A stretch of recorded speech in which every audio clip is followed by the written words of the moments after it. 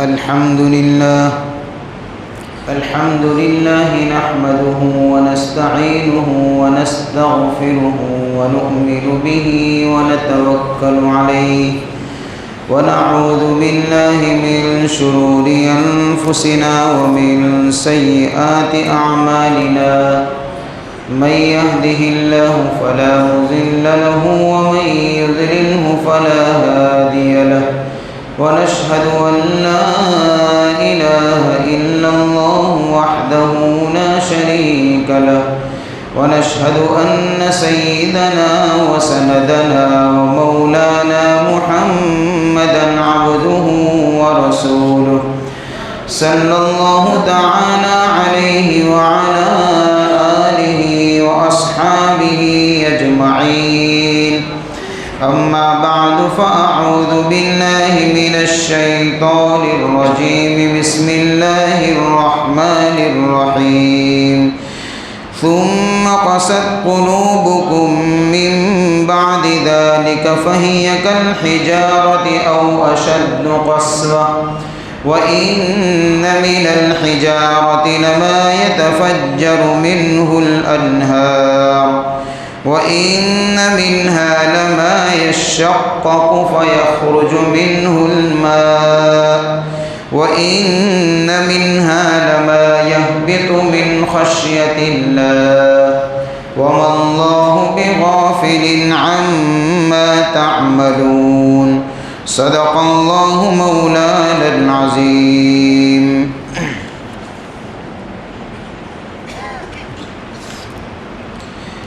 ثم قست قلوبكم پھر تمہارے دل سخت ہو گئے من بعد ذلك اس کے بعد فہی کالحجارہ بس وہ پتھر کی طرح ہے او اشد قسوہ یا اس سے بھی زیادہ سخت وَإِنَّ مِنَ الْحِجَارَةِ بے شک بعض پتھر لما يتفجر منه الانہار کہ اس سے بہہ پڑتی ہے نہریں وَإِنَّ مِنْهَا لَمَا يَشَّقَّقُ اور ان میں سے بعض یعنی بعض پتھر وہ تو پھٹ پڑتے ہیں فَيَخْرُجُ پھر نکلتا ہے مِنْهُ الْمَاء اس سے پانی وَإِنَّ مِنْهَا لَمَا يَهْبِطُ اور ان میں سے بعض یعنی بعض پتھر تو گر پڑتے ہیں من خشیت اللہ کے خوف سے وَمَا اللَّهُ بِغَافِلٍ اور اللہ تعالیٰ بے خبر نہیں ہے عما تعملون ان کاموں سے جو تم کرتے ہو. یہ ان آیتوں کے بارے میں گزشتہ مجلس میں بھی بات آئی تھی. یہ سورۃ البقرہ آیت نمبر 74 ہے. اس میں نے بتایا تھا کہ اہل کتاب اور بنی اسرائیل کے اوپر اللہ تعالیٰ نے انعامات احسانات کی بارش برسائی اور طرح طرح کی نعمتوں سے نوازا اور انہوں نے اللہ کی طرف سے اترنے والی برکتوں کو بھی دیکھا اور نافرمانی کرنے کی صورت میں اللہ کی طرف سے اترنے والے عذاب کو بھی دیکھا. سب سے بڑی بات یہ ہے کہ اللہ نے ان کا سب سے بڑا مسئلہ جو پیچیدہ ہو گیا تھا ان کے اندر کہ مقتول کا قاتل کون ہے، اس مسئلے کا حل اللہ نے ان کو بتایا. یہ ساری نشانیات، ساری انعامات، سارے احسانات اور اللہ کی پکڑ اور اللہ کی اتنی بڑی یعنی کہ قدرت کی نشانی، جس میں قدرت کی بھی نشانی موجود ہے، نبوت کی دلیل بھی موجود ہے اور بعد الموت والے مسئلے کے سمجھنے کے لیے گویا کہ آسانی ہے اس مسئلے میں. اتنے سارے کرنے کے بعد بھی ہونا تو یہ چاہیے تھا کہ ان کے دلوں میں رقت پیدا ہوتی، نرمی پیدا ہوتی، لیکن ان کے دل اور زیادہ سخت ہو گئے. قرآن ان کے دلوں کی سختی کو اس آیت میں بیان کرتا ہے کہ پھر اس کے بعد یعنی ان سارے حالات اور واقعات اور انعامات اور احسانات کے بعد مرض بڑھتا گیا جو دوا کی. اس کے بعد تو دل نرم ہونے چاہیے تھے، لیکن قرآن کہتا ہے ثم قست قلوبکم ان کے دل سخت ہو گئے، تمہارے دل سخت ہو گئے. وہ کتنے سخت ہو گئے، ان کے دلوں کی سختی کو سمجھانے کے لیے اللہ نے ایک مثال بیان فرمائی ہے. فَهِيَ كَالْحِجَارَةِ أَوْ أَشَدُّ قَسْوَةً اتنے سخت ہو گئے ان کے دل کہ یوں سمجھ لیجئے کہ پتھر بن گئے، بلکہ پتھر سے بھی زیادہ سخت ہو گئے، ایسی سختی ان کے دلوں کے اندر آ گئی۔ پتھر یا پتھر سے بھی زیادہ سخت ہو گئے ان کے دل۔ اللہ نے ان کے دلوں کی سختی کو بیان کرنے کے لیے پتھر سے مثال دی ہے، لوہے اور تانبے سے مثال نہیں دی۔ اللہ چاہتے تو فرما سکتے تھے نا کہ بھئی ان کے دل سخت ہو گئے، کیسے؟ لوہے کی طرح، یا اس سے بھی زیادہ سخت، تانبے کی طرح، یا اس سے کوئی بھی اور چیز سختی میں۔ اس مثال کو اللہ چاہتے تو لا سکتے تھے، لیکن پتھر کو بیان فرمایا۔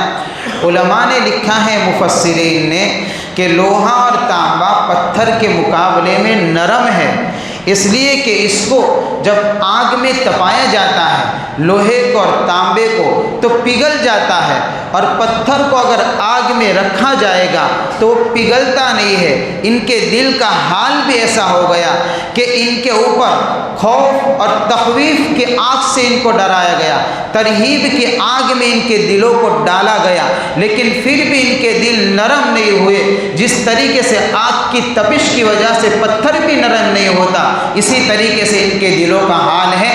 آخرت کے عذابات کو دیکھ کر بھی ان کے دل نرم نہیں ہوئے۔ یہ لوہے اور تانبے سے بلکہ سب سے زیادہ سخت چیز جو پتھر ہے، یہ لوہے اور تانبے کے مقابلے میں بھی سخت ہے، ایسے سخت ہو گئے ان کے دل۔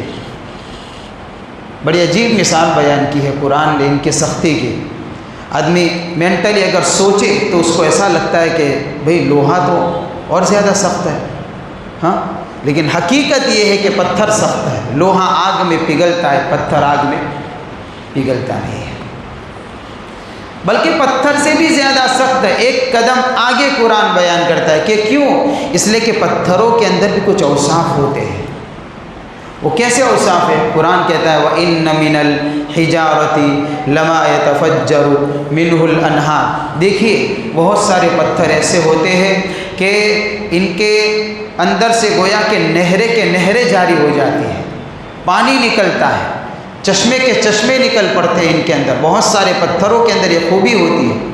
بہت سارے پتھروں کے اندر اگر اتنی بڑی خوبی نہیں تو کم از کم اتنی تو خوبی ہوتی ہے کہ وہ پتھر کبھی کبھار پھٹ جاتے ہیں تو قطرہ قطرہ یا تھوڑا تھوڑا بھی پانی اس کے اندر سے نکلتا ہے۔ ایک دوسرے نمبر کی خوبی پتھر کے اندر یہ ہے، کبھی کبھار تو سیلاب یعنی کہ ایک دم زیادہ کثرت سے پانی نکلتا ہے، یہ بھی ایک خوبی ہے پتھر کی۔ اور کبھی کبھار کہ اتنا زیادہ تو نہیں نکلتا لیکن تھوڑا تھوڑا بھی پتھر میں سے پانی نکلتا ہے۔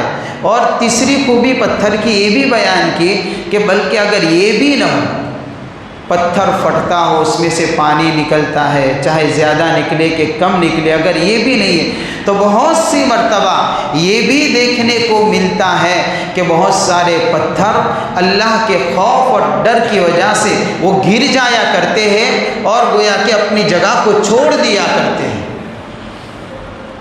یہ اوصاف پتھروں کے اندر ہے۔ اور تمہارے دلوں کا حال تو کیا ہے کہ تمہارے دل تو ایسے سخت ہے، نہ کبھی آنکھ میں سے آنسو ٹپکتا ہے، کبھی دلوں کے اندر رکت پیدا نہیں ہوتا، اور یہ پتھروں کے صفات ہیں۔ تو ظاہر سی بات ہے کہ پھر ان کے دل تو پتھر سے بھی زیادہ سخت ہو گئے۔ تین چیزیں اور تین صفتوں کو اللہ نے بیان کیا۔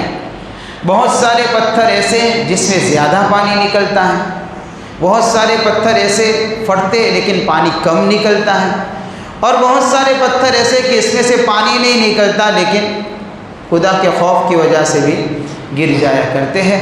مفسرین نے لکھا ہے کہ ایک نقطے کی طرف یہاں پر اشارہ کیا ہے۔ وہ نقطہ یہ ہے کہ جس طریقے سے ایک پتھر ہو، اگر اس کے اندر سے وہ پھٹا اور بہت زیادہ پانی نکلے گا تو بہت سارے لوگ اس پانی سے فائدہ اٹھائیں گے، ایک امت فائدہ اٹھائے گی۔ اور اگر وہ پتھر کے اندر سے اتنا پانی نہیں نکلا، کم پانی نکلا، تو اس کا مطلب یہ ہے کہ بھئی فائدہ اس تک محدود رہے گا۔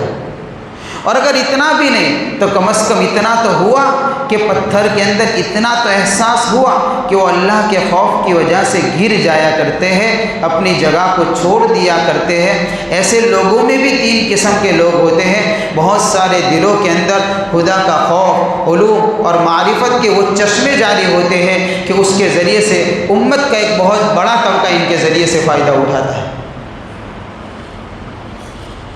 اور بہت سارے لوگ ایسے ہوتے ہیں کہ ان کے اندر سے یہ علوم اور معرفت کے چشمے کم جاری ہوتے ہیں تو لوگوں کو کم نفع پہنچتا ہے، لیکن نفع پہنچتا ہے، فائدہ پہنچتا ہے۔ اور بہت سارے بیچارے ایسے ہوتے ہیں کہ ان کے اندر سے اس طریقے سے چشمے تو جاری نہیں ہوتے، لیکن دل ندامت کی وجہ سے بے چین ہوتے ہیں اور دلوں کے اندر گویا کہ اپنی غفلتوں کے اوپر پچھتاوا ضرور ہوتا ہے۔ تو اتنا تو احساس ہوتا ہے دل کے اندر، دل اتنے تو روتے ہیں، اگر ظاہر میں پانی نہیں نکلتا تو ان کے دل تو کم سے کم اتنے احساس تو رکھتے ہیں۔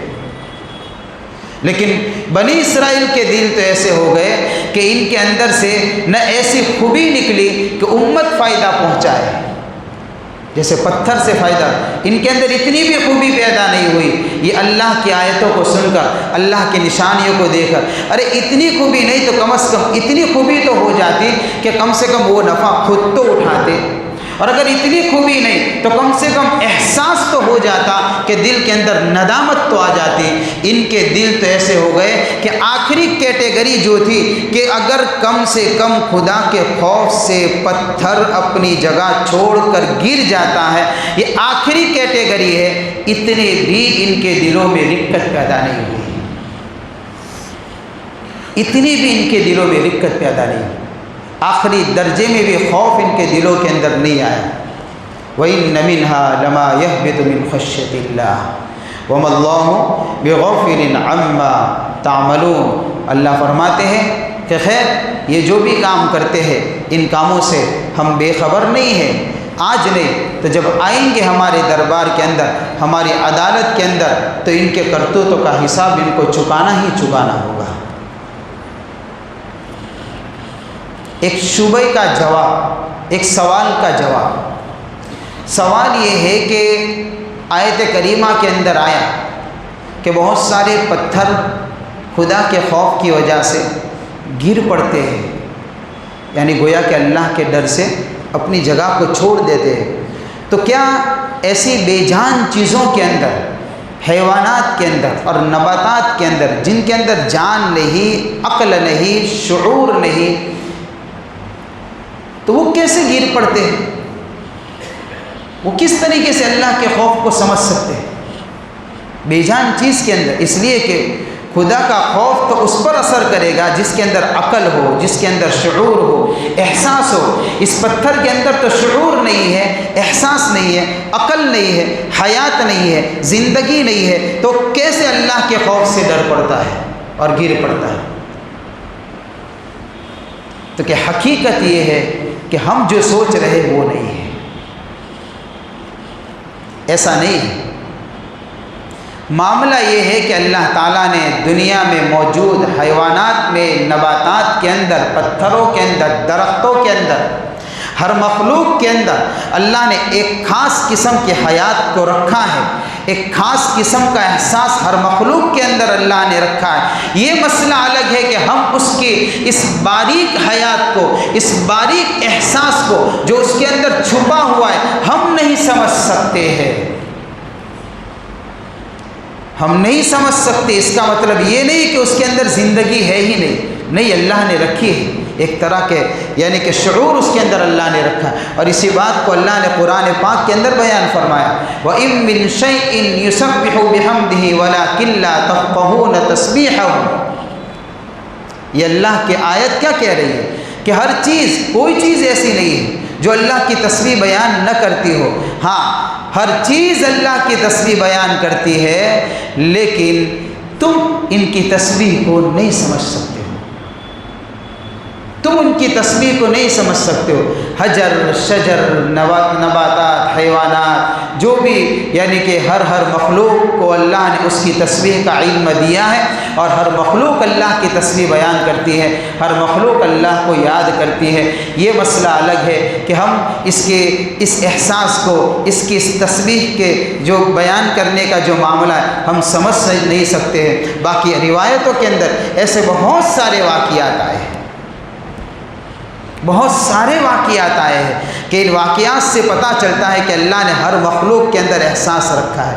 لہذا اگر کوئی یوں سمجھ سکتا ہے، یہ سمجھتا ہے کہ وہ پتھر میں احساس نہیں ہے، پتھر میں شعور نہیں ہے، تو یہ غلط ہے۔ پتھر کے اندر بھی اللہ نے اس کی کیپیسٹی کے مطابق شعور رکھا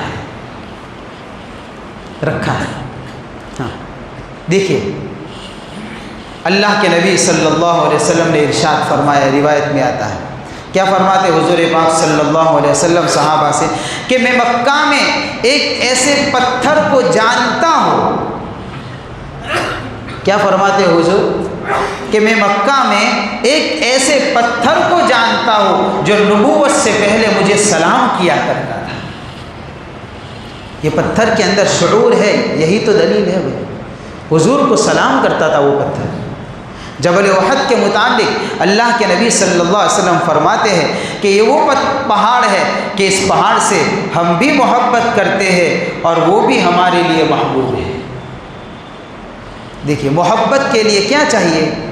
احساس چاہیے نا، شعور چاہیے۔ اس کے اندر وہ احساس ہے، تبھی تو حضور فرماتے ہیں اس کے اندر وہ یہ چیز اللہ نے رکھی ہے، تبھی تو حضور نے فرمایا کہ میں بھی محبت کرتا ہوں پہاڑ سے اور پہاڑ بھی مجھ سے محبت کرتا ہے۔ بلکہ ایک روایت میں آیا ہے کہ ایک مرتبہ حضور پاک صلی اللہ علیہ وسلم نے، آپ علیہ الصلوۃ والسلام ایک پہاڑ کے اوپر کھڑے تھے، تو پہاڑ نے آواز دے کر حضور سے کہا، دیکھیں یہ احساس ہے، یہ شعور اس کے اندر موجود ہے تو بول رہی ہے مخلوق۔ پہاڑ نے آواز دے کر حضور سے کہا کہ یا رسول اللہ صلی اللہ علیہ وسلم، دشمن آپ کی ٹوہ میں لگے ہوئے ہیں، آپ میرے اوپر سے اتر جائیے، کہیں ایسا نہ ہو کہ دشمن آپ پر حملہ کرے اور اللہ کا عذاب مجھ پر نازل ہو جائے۔ یہ پہاڑ نے بتایا ہے حضور کو۔ پھر آگے روایتوں میں آتا ہے کہ پھر اللہ کے نبی صلی اللہ علیہ وسلم وہاں سے ہٹے تو جبل ہیرا نے آواز دیا، یا رسول اللہ میرے پاس آ جائیے۔ تو موجود ہے۔ ایک مرتبہ ایک آدمی، بخاری کے اندر غالباً مسلم کے اندر یہ روایت موجود ہے، ایک آدمی اپنے بیل کو لے کر جا رہا تھا، بیل، تو چلتے چلتے وہ تھک گیا۔ مالک، بیل نہیں، مالک چلتے چلتے تھک گیا، اس کو ہکا کر لے جا رہا تھا۔ تو جب مالک تھک گیا تو وہ بیل کے اوپر سوار ہو گیا۔ تو بیل نے پیچھے مڑ کر دیکھا اور اس سے یوں کہا، بھئی کہاں بیٹھا ہے تو؟ مجھے اس کے لیے پیدا کیا اللہ نے؟ بیٹھ گئے، ہم تو کھیتی کے لیے۔ تو لوگوں نے دیکھا کہ ارے یہ تو بیل بول رہا ہے، تو کہا سبحان اللہ۔ آپ علیہ الصلوۃ والسلام کو پتہ چلا تو حضور پاک صلی اللہ علیہ وسلم نے فرمایا کہ میں بھی اس کی تصدیق کرتا ہوں، اور ابو بکر بھی کرتے ہیں، اور صدیق عمر فاروق بھی کرتے اس کی تصدیق، جبکہ حضرت صدیق اکبر اور عمر فاروق رضی اللہ تعالیٰ عنہ اس وقت موجود نہیں تھے، لیکن ان کا ایمان اتنا مضبوط تھا صدیق اکبر اور عمر فاروق کا کہ اللہ کے نبی نے اسی مجلس میں کہہ دیا کہ صدیق اور عمر بھی اس کی تصدیق کرتے ہیں کہ بیل بولتا ہے۔ یہ چیز ہے۔ ایسے ایک بھیڑیے نے ایک مرتبہ کسی چرواہے کے بکری کے ریوڑ کے اوپر حملہ کر دیا، تو ایک بکری کو اس نے اچک لیا بھیڑیے نے، تو ابھی تو برابر اس کو دبایا نہیں تھا کہ چرواہا بھاگا اور اس کے منہ سے چھڑا لیا، تو بھیڑیا بول پڑا، ارے آج تو چھڑا کر بھاگ گیا، اس وقت تو کیا کرے گا جب ہمارا راج ہوگا تو ہم خود ہی چرواہے ہوں گے۔ تو لوگوں نے دیکھا کہ تو بھیڑیا بات کر رہا ہے، تو کہا سبحان اللہ بات کرتا۔ حضور کو پتہ چلا، اللہ کے نبی صلی اللہ علیہ وسلم نے فرمایا کہ میں بھی تصدیق کرتا ہوں، صدیق اور عمر بھی تصدیق کرتے ہیں۔ یہ وہ روایت موجود ہے کہ روایتوں سے پتہ چلتا ہے کہ اللہ تعالیٰ نے حیوانات میں، نباتات کے اندر اور اس طریقے سے ہر مخلوق کے اندر وہ احساس رکھا ہے، وہ شعور رکھا ہے۔ یہ مسئلہ الگ ہے، اس احساس کا علم ہمیں نہیں ہوتا، اس کا ہم کو پتہ نہیں چلتا، ورنہ کتنی روایتیں موجود ہیں۔ وہ روایت بھی موجود ہے کہ اللہ کے نبی صلی اللہ علیہ وسلم جمعہ کے دن جس ستون سے، یعنی کہ جو لکڑی سے وہ خطبہ دیا کرتے تھے، جب حضور کا ممبر بن گیا تو آپ نے اس کو ہٹا لیا، تو وہ ستون بھی بچے کی طرح چیخ چیخ کر رویا ہے۔ اس سے پتہ چلتا ہے کہ ان چیزوں کے اندر اللہ نے حص رکھی ہے، ایک باریک قسم کی زندگی اللہ نے رکھی ہے، ایک طرح کی روح رکھی ہے اللہ نے۔ کئی واقعات ایسے، کئی واقعات ہیں، روایتوں کے اندر بہت سارے واقعات ایسے آتے ہیں کہ جس سے پتہ چلتا ہے کہ اللہ تعالیٰ نے ہر چیز کے اندر اس بات کو رکھا ہے، ہر چیز کے اندر اللہ کی طرف سے گویا کہ یہ ایک احساس ہے، ایک شعور ہے، ہر مخلوق سمجھتی ہے، ہر مخلوق سمجھتی ہے، ہر درخت سمجھتا ہے۔ والشجر والنجم والشجر یسجدان، قرآن کہتا ہے اللہ کے سامنے گھاس اور درخت سجدہ کرتے ہیں۔ کئی آیتوں کے اندر اللہ نے اس بات کو بیان فرمایا کہ اللہ کے سامنے شجر حجر سجدہ کرتے ہیں، اللہ کو یاد کرتے ہیں۔ لہذا اس سے پتہ چلا، ان روایتوں سے پتہ چلا کہ اللہ تعالیٰ نے پتھروں میں بھی ایک خاص قسم کی ایسے حس رکھی ہے، ایسا شعور رکھا ہے، ایسی باریک لطیف حیات رکھی ہے کہ بعض مرتبہ پتھر بھی خدا کے خوف کی وجہ سے گر جایا کرتے ہیں۔ یہ سارے واقعات اور ساری روایتیں موجود ہیں، اور بھی دوسری روایتیں موجود ہیں، قرآن کی آیتیں موجود ہیں۔ میرے بھائیو، یہ دلوں کی سختی کیوں پیدا ہوئی؟ میں نے گزشتہ مجلس میں بتایا تھا کیوں پیدا ہوئی۔ دلوں کی سختی اس لیے پیدا ہوئی کہ اللہ کے احکام سے انہوں نے بغاوت کی، نبی کی نافرمانی کی، بار بار کلام کیا، سوالات کیے۔ دیکھیے گائے کے مسئلے میں کیا کیا انہوں نے، کتنا زیادہ بول کیسی گائے ہو، کیسا رنگ ہو، کس طریقے کی ہو، بھئی اللہ کی طرف سے ایک حکم دیا جا رہا کرو۔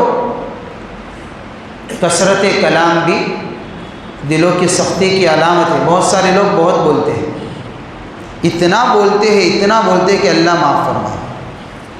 کبھی کبھار ایسا ہوتا ہے کہ مسئلہ اتنا ہوتا ہے اور بات کرنے بیٹھیں گے تو چھوڑنے کے لیے تیار نہیں ہوتے۔ بھئی آپ کو ضرورت ہو اتنی ہی بات کریے، نہیں لمبی چوڑی بات کیوں کرتے ہیں؟ اتنی زیادہ بات کرنے سے فائدہ کیا ہے؟ آپ کو جو کام ہے اتنا جو بولیے۔ اب خواہ مخواہ بول پھر کیا کرنا پڑتا ہے کہ پھر نیچے دیکھ کر سننا پڑتا ہے۔ اب وہی کر تقریر، دوسرا تو کیا، اب سنتا رہوں گا میں اکیلا، اس لیے کہ اب چپ ہونے کے لیے تیار نہیں، تو بھئی تو تقریر کر، میں سنتا ہوں، میرے کان کھلے، دوسرا کیا کریں گے؟ تو کثرت کلام یہ نقصان دہ ہے، دلوں کی سختی اس سے پیدا ہو جاتی ہے۔ اللہ تعالیٰ ہمارے ہر ایک کے دل کے اللہ حفاظت فرمائے۔ ایک دعا اللہ کے نبی صلی اللہ علیہ وسلم نے روایت دعاؤں میں آتی ہے، اللہم انی اعوذ بک من القسوۃ والغفلہ، اے اللہ میں دلوں کی سختی سے اور دلوں کی غفلت سے کیا کرتا ہوں، میں پناہ مانگتا ہوں۔ بار بار پڑھنا چاہیے تاکہ دلوں کے اندر سے یہ چیزیں نکل جاویں۔ اللہ تعالی ہمارے دلوں کی اس سے حفاظت فرمائے۔